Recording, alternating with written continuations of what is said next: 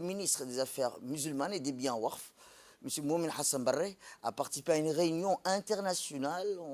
organisée par la présidence turque des affaires religieuses, solidarité avec le peuple palestinien. Plus de 200 chefs religieux musulmans, de hauts responsables de 92 pays ont pris part à cet événement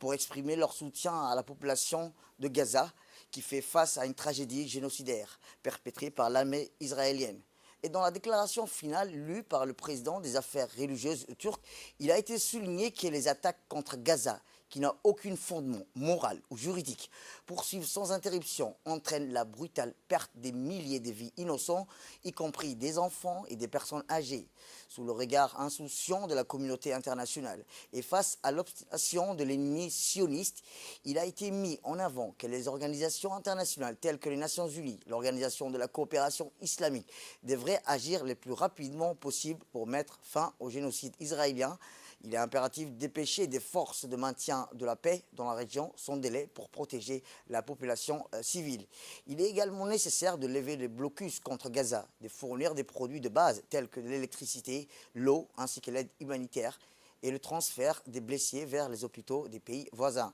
Eh bien, l'extrême cruauté de cette situation qui heurte profondément la conscience humaine devrait inciter le gouvernement qui soutient Israël à réévaluer leur position et à prendre des mesures décisives. أود أولاً أن أعرب عن شكري وتقديري لمعالي الأخ الأستاذ الدكتور علي أرباش رئيس الشؤون الدينية في الجمهورية التركية الشقيقة على المبادرة الطيبة التي اتخذها لعقد هذا الاجتماع الافتراضي، وأحيي الحضور الكريم وأشكركم على تلبية هذه الدعوة التضامنية مع أشقائنا في قطاع غزة والتعبير عن استنكارنا.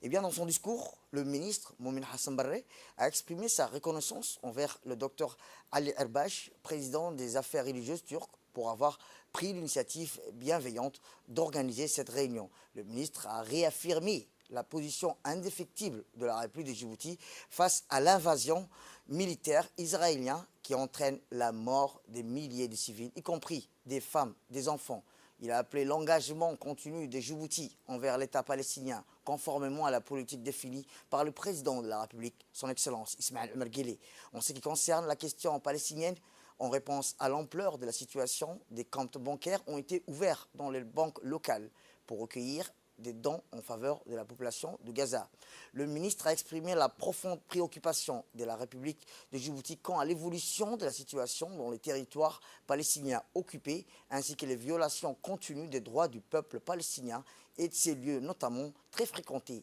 incursions dans les mosquées Al-Aqsa. Dans ce contexte, Djibouti insiste sur la nécessité d'une action immédiate de la communauté internationale, contraindre Israël à mettre fin au massacre en cours contre les civils et à cesser la destruction des hôpitaux, des mosquées, des églises et des écoles en violation des flagrants au droit international.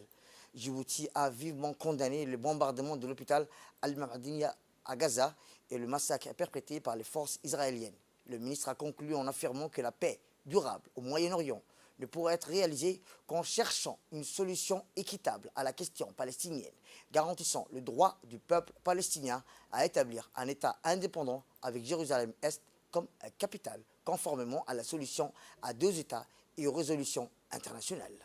من المدنيين الفلسطينيين الأبرياء وتؤكد جيبوتي أن هذه المجزرة جريمة حرب بشعة لا يمكن السكوت عليها، وتدعو المجتمع الدولي إلى التخلي عن أي تحيز وازدواجية في المعايير في تطبيق القانون الدولي الإنساني عندما يتعلق الأمر بأعمال العدوان التي ترتكبها إسرائيل ضد الشعب الفلسطيني الأعزل.